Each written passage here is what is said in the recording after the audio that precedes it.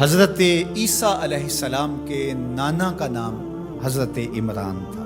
حضرت عمران کے ہاں اولاد نہیں تھی، ان کی زوجہ حضرت حنا سلام اللہ علیہا پیغمبروں کا خاندان ہے، پیغمبروں کی صحبت ہے، تو وہ بھی صبر شکر کر کے اللہ کی رضا پہ راضی تھی۔ گھر کے صحن کے اندر دوپہر کے وقت چارپائی بچھائے ایک درخت کے نیچے قیلولہ کرنے لگی تو ایک منظر دیکھا کہ درخت پر ایک چڑیا نے گھونسلہ ڈالا ہوا تھا اور اس نے بچے دیے ہوئے تھے۔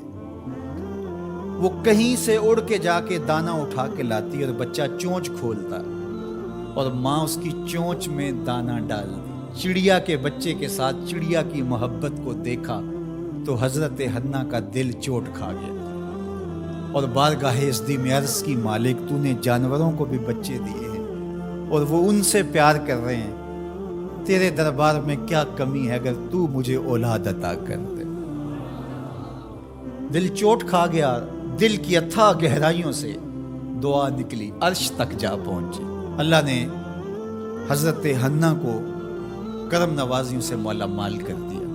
حضرت حنا نے کہا اے اللہ جو میرے بطن میں ہے میں تیرے گھر کے لیے اس کو وقف کرتی ہوں۔ جب ولادت کے لمحے آئے تو حضرت حنا زوجہ عمران نے بیٹی کو جنم دیا تو پریشان ہو گئی کہ مالک یہ تو بیٹی ہے، میں نے تو اس کو مسجد اقصی کے لیے وقف کیا ہے اور وہاں سارے مرد ہیں، ایک لڑکی جب جوان ہوگی تو اس کو وہاں کیسے چھوڑ سکوں، منت میری کیسے پوری ہوگی۔ بہت پریشان ہوئی منت کی تکمیل کا سوچ کے کہ مالک یہ تو بیٹی ہے۔ آواز آئی پریشان ہونے کی ضرورت نہیں حنا، جو تو نے بیٹی جنم دی ہے ایسے تو بیٹے بھی نہیں ہوتے۔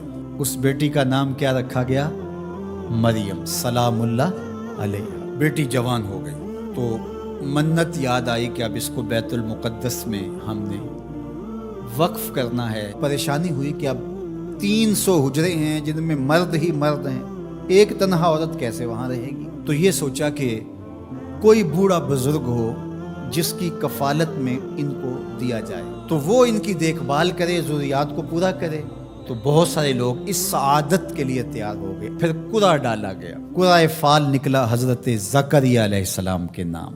اللہ کے جلیل القدر پیغمبر اور رشتے میں خالو بھی لگتے تھے، کہا یہ سعادت میرے ذمہ رہی، اور چونکہ ان کے ہاں بھی اولاد نہیں تھی انہیں کہا ٹھیک ہے ہم اسے بیٹی بنا کے اس کا خیال رکھیں گے۔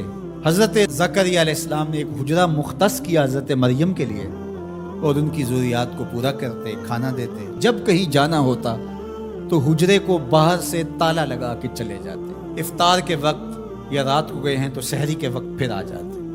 ایک دن حضرت زکریا علیہ السلام تالا لگا کے کہیں گئے کام، واپس آتے ہوئے دیر ہو گئی اور افطار کے لمحے گزر گئے، بہت پریشان ہوئے تو خیر سامان لے کے تیزی سے پہنچے اور آ کے دروازہ کھولا، وجد عندہا رزقا، تو دیکھا بے موسم پھل پڑے ہوئے ہیں۔ حیرت تو یہ تھی کہ پھل ہیں، دروازہ مقفل ہے، باہر سے کوئی اندر نہیں جا سکتا، اندر سے کوئی باہر نہیں آ سکتا، پھل کیسے آئے؟ پہلی حیرت تو یہ، پھر پھل بھی بے موسم۔ قالا یا مریم انا لک ھذا، اے مریم یہ کہاں سے آئے؟ قالت ھو من عند اللہ، کہا یہ میرے اللہ کی طرف سے آئے، یہ مجھے میرے رب نے دیے ہیں۔ ان اللہ یرزق من یشاء بغیر حساب، وہ جس کو چاہتا ہے بغیر حساب کے عطا کرتا ہے، اس کے لیے کوئی مشکل نہیں ہے۔ جو ماں کے پیٹ میں بچے کو رزق دیتا ہے، انڈے میں چوزے کو رزق دیتا ہے، وہ حجرہ مریم میں مریم کو رزق نہیں دے سکتا؟ اب حضرت زکریا علیہ السلام کا ذکر آپ نے سنا کہ ان کے ہاں اولاد نہیں تھی اور عمر کتنی ہو گئی تھی؟ 120 سال، اور آپ کی زوجہ کی عمر 100 سال ہوگی، تو اب تو امید بھی ختم ہو گئی اولاد کی۔ لیکن جب بے موسم پھل دیکھے نا تو اندر چھپی ہوئی امید کی موہوم سی جو چنگاری تھی وہ بھڑک اٹھی اور حضرت زکریا نے ہاتھ پھیلا لیے۔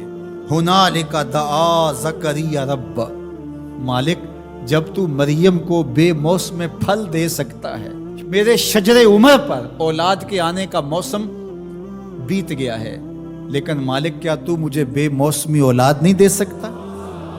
حضرت زکریا وہیں کھڑے ہو کے دعا مانگنے لگے۔ معلوم ہوا جہاں رحمتیں اترتی دکھائی دیں وہاں دعا مانگی جاتی۔ ہم جب اللہ والوں کی قربت میں جا کے اللہ سے دعا مانگتے ہیں تو کچھ لوگ معترض ہوتے ہیں کہ اللہ تو ہر جگہ موجود ہے، یہاں کیوں مانگ رہے ہو؟ مسجد اقصی پاس ہے لیکن حجرہ مریم میں اللہ کا پیغمبر دعا مانگ رہا ہے، وہاں رحمت آنکھوں سے اترتے ہوئے دیکھی۔ ان رحمت اللہ قریب من المحسنین، اللہ قرآن میں فرماتا ہے میری رحمت محسنین نیکوکاروں کے نیڑے ہوتی ہے، اس لیے ہم اللہ والوں کے قریب جا کے اللہ سے مانگتے ہیں، مالک تیری رحمتیں یہاں برس رہی۔ ہنالک دعا زکریا ربہ، وہیں کھڑے ہو کے دعا مانگنا شروع کر دی، اللہ مجھے ستھری اولاد عطا کر۔ پھر کیا ہوا کہ کہا گیا یہاں دعا کیوں مانگ رہے ہو، میرے گھر میں آؤ۔ کہا گیا نبی ہو کے ولیہ کے حجرے میں دعا مانگ رہے ہو، تمہیں کچھ نہیں دیا جائے گا؟ نہیں، سنو قرآن سنو۔ فنادتہ الملائکہ، فرشتے آ کے پکار کرنے لگے۔ کب؟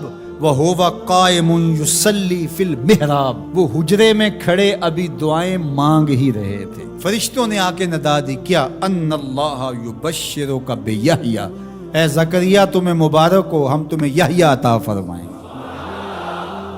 اولاد مانگی ہے تو یحییٰ ملے گا، لیکن اکیلی اولاد نہیں مانگی، ذریۃً طیبہ، ستھری اولاد مانگی ہے، پاک اولاد مانگی ہے۔